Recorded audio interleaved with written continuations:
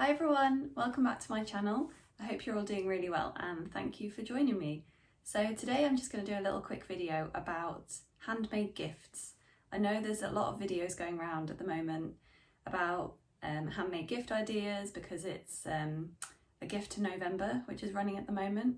I'm yet to enter, but I definitely will before November's finished. What date are we on? The 26th, so there's still a bit of time to enter if you haven't already. I'm not officially part of the blogger tour or anything. I just wanted to share some of the handmade gifts I've been making this year, just to give you some ideas in case you're interested. And a lot of these will work for any gift giving situation, not just Christmas. So yeah, worth reminding you, I think. And some of them are things I haven't seen before, or haven't seen as often. So yeah, I thought I'd share them with you. So this year I'm making gifts, or have made gifts for a few people. I don't do it every year. I don't like to burden myself too much with the responsibility of hand making all my Christmas gifts, but just so happens this year that I'm taking part in a handmade or partly handmade advent calendar swap with some other sewists. By the way, if your name is Claire and you're in a sewing advent calendar swap with me, don't watch this video because you will be spoiled. So click away now if your name is Claire and you're in an advent swap with me. But where was I? So yeah, I'm doing an advent calendar swap with some other sewists. I have a request from a friend to make something, and another family member also asked for some handmade things. So that's why I'm doing more this year. I don't always do that, but it's just how it's worked out. So first things first, this is more of like a pre-Christmas gift. I'll show you what it is and then I'll explain. So I had this idea after seeing a similar thing in Oxfam. So that's a charity shop in the UK, and they made them with recycled sari fabric and they look really cool. So what they are is fabric cards. So you have inside a blank card. These you can just buy from craft shops. I got them in a charity shop from a kit that someone hadn't used.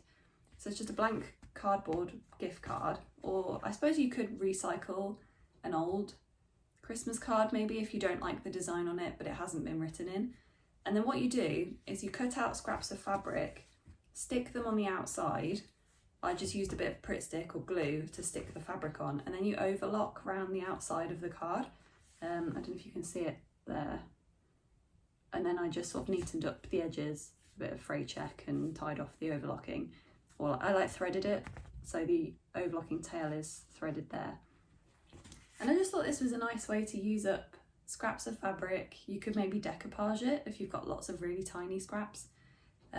This is a Christmas fat quarter that I had.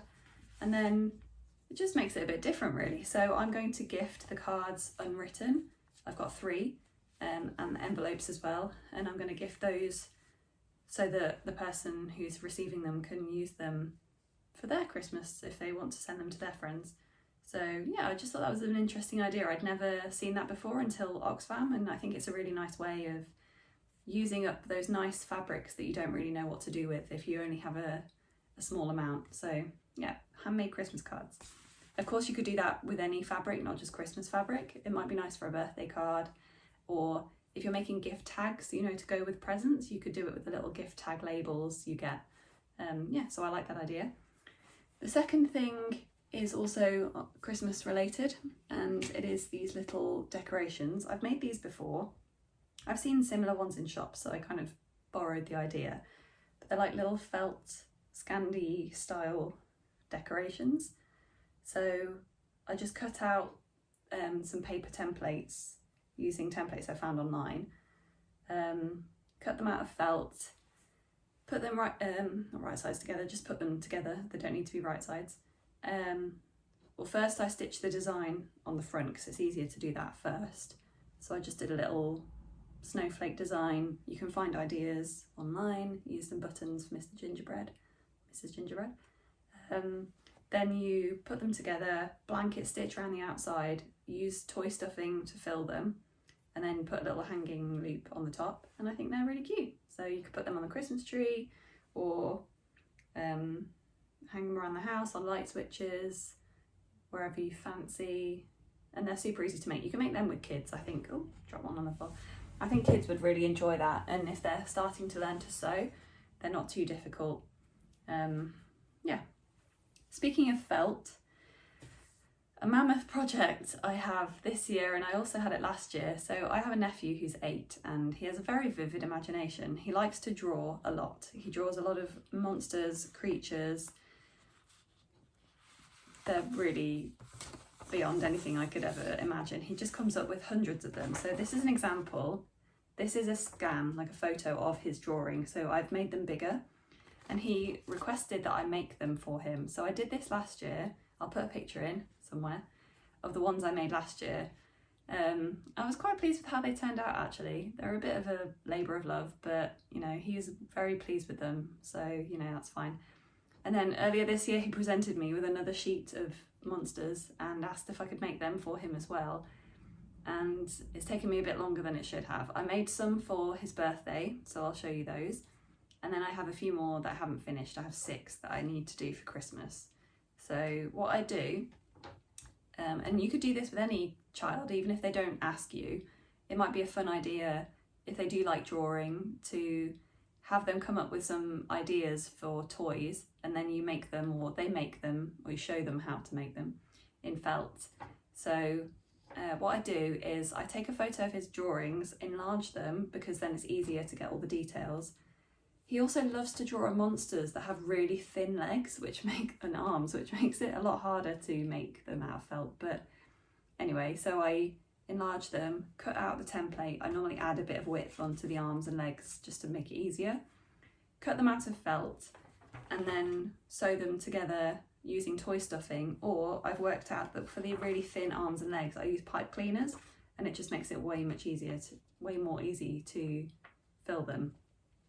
So these are the ones I still have to do. There's a couple more. They're a bit creepy. He loves to draw creepy characters and he always gives them really interesting, weird names. But yeah, so that's another gift idea, making kids' toys. And I think that could work for any child of any age, you know, if they like to invent their own monsters or dolls, anything like that. I think that could be a really fun way, and they could embellish them with googly eyes or other bits of felt for the mouth and the eyes, and yeah, you can really go to town. So they're still on my list to make. Wish me luck. Hopefully I'll get them done by Christmas for him. Next up, we've got a little makeup pouch, storage bag thing. I don't think you can ever have enough of these. I have loads and I love it as a way to use up scrap fabric. So the recipient of this likes cats, so I've used the cat fabric on the outside, and then the inside is a rainbow cotton remnant I had. I used one of these floral zips because it was the only one I had, and I just tweaked the pattern slightly. I'll post the links to the pattern below. You can find so many of these on Pinterest, YouTube. It's really easy to find tutorials for these, they're everywhere.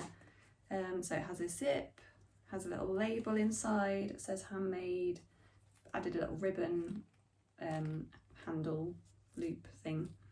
Yeah, and you can use these for anything. You could put makeup in them, you could store sewing supplies.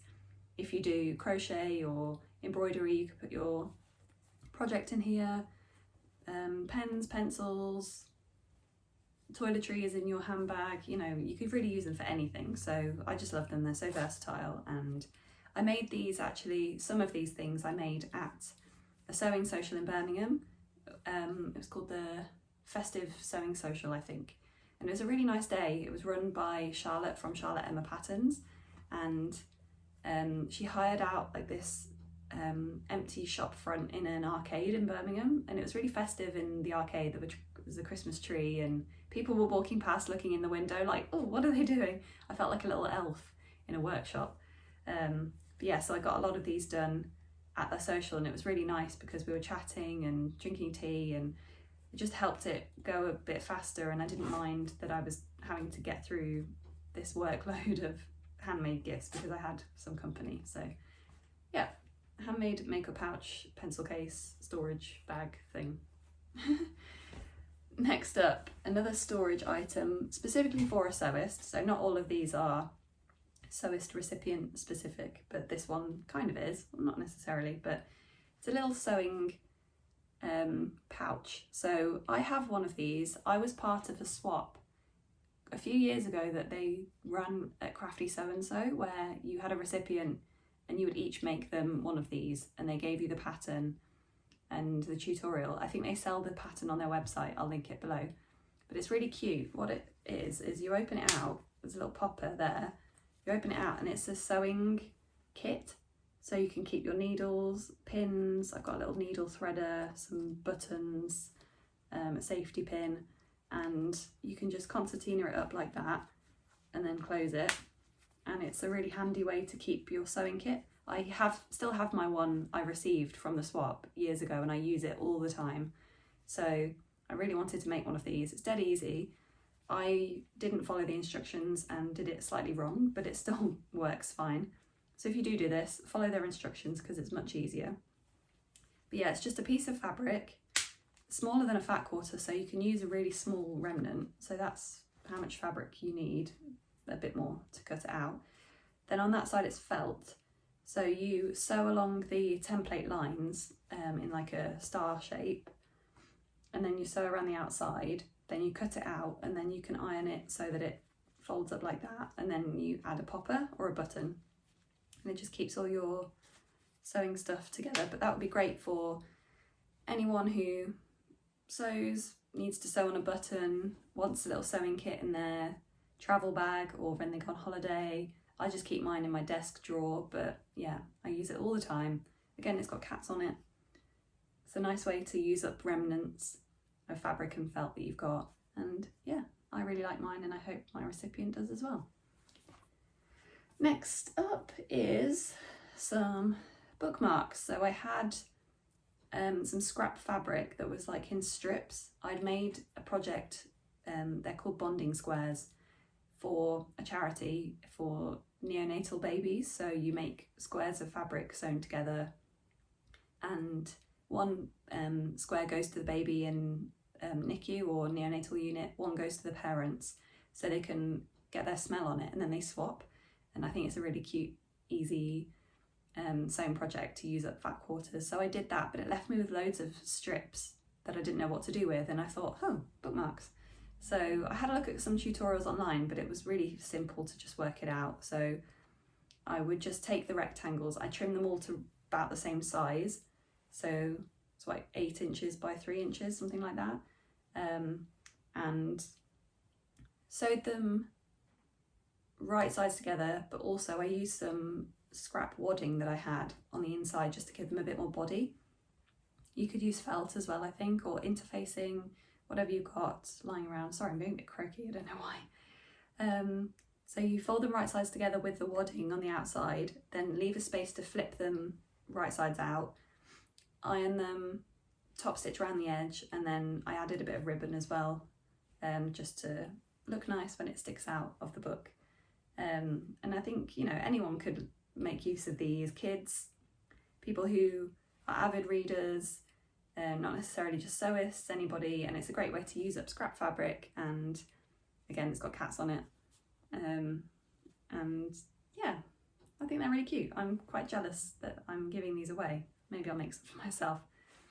And as a little bonus, I thought I would recommend a book that any sewing friends might appreciate. I've been meaning to talk about this for ages because I read it back in the summer and I absolutely loved it. I think Tamlin was the person who recommended this on one of her videos. It's called Sew on the Go and it's by Mary-Jane Baxter. It's a really beautiful book. It's hardback. It feels absolutely lovely. It's got photos in it. And the story of this, it's non-fiction. Basically, Mary-Jane was a journalist for the BBC and she decided to quit her job and go travelling. So she bought a camper van, a little camper van she called Bambi, I believe, and she decoupaged the outside of it with fabric and wallpaper, I think. I don't know if there's a picture in here of the van, probably. So yeah, she covered this little camper van in fabric and there it is. Paper, wallpaper. So it looked ridiculous but amazing. And she travelled around the south of France, Italy, Belgium, and then up to Scotland. with her sewing machine. She was a milliner and she trained as a hat maker, but she also did other crafts as well. She would travel around doing workshops for sewing, and basically learning about local crafts, meeting artists from around those places, and just enjoying the beauty of those areas. Obviously the south of France and Italy, absolutely gorgeous, and Scotland too. So the book is kind of part memoir about her travels and part craft instructional book. So each chapter, I think, or most chapters, have a tutorial on something you can make from things you pick up when you're traveling around. So there's a badge, there's bunting, cushion cover, and I just absolutely loved it. I am a traveller, I adore travelling, I can never travel enough, and I love sewing obviously. So when I was reading this, I was like, can I just quit my job now, buy a camper van and travel around the south of France crafting? That's like my dream. So absolutely would recommend this book to anyone who likes travelling, likes crafting. It gives you some really nice ideas on ways to like commemorate your travels, on ways to meet other people who craft as you're travelling. Yeah, I just absolutely loved this book, and I actually reached out to Mary-Jane on Instagram just to tell her how much I enjoyed the book, and she replied. And then I bought the book for my auntie before and gifted it to her, and then I wanted a copy of my own, but I won a giveaway that Mary-Jane was running, so I won a copy of the book, and she wrote a little dedication inside saying, here's to adventures. So now I have this that I will treasure forever. But yeah, you should definitely pick up a copy of this, either buy one, look in your local library or charity shop. I would recommend it as a gift for crafters.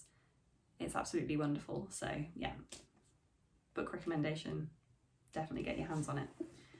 And if you're going to gift it to someone, make them some bookmarks as well.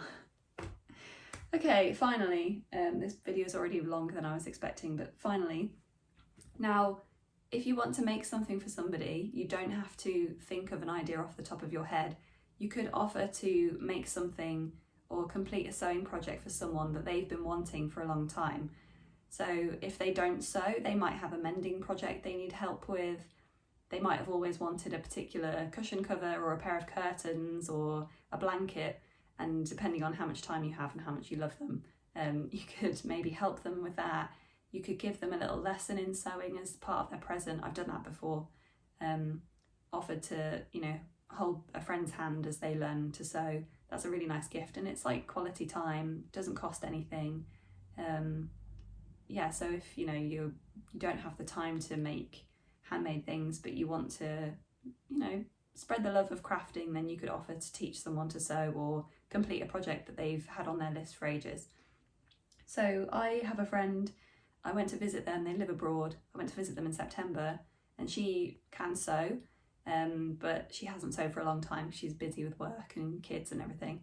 So first when I was there, she had a problem with her sewing machine. It kept jamming and the tension wasn't right, so I had a little look, and turns out she just wasn't threading it right, but I managed to get that working again for her, and she was really pleased.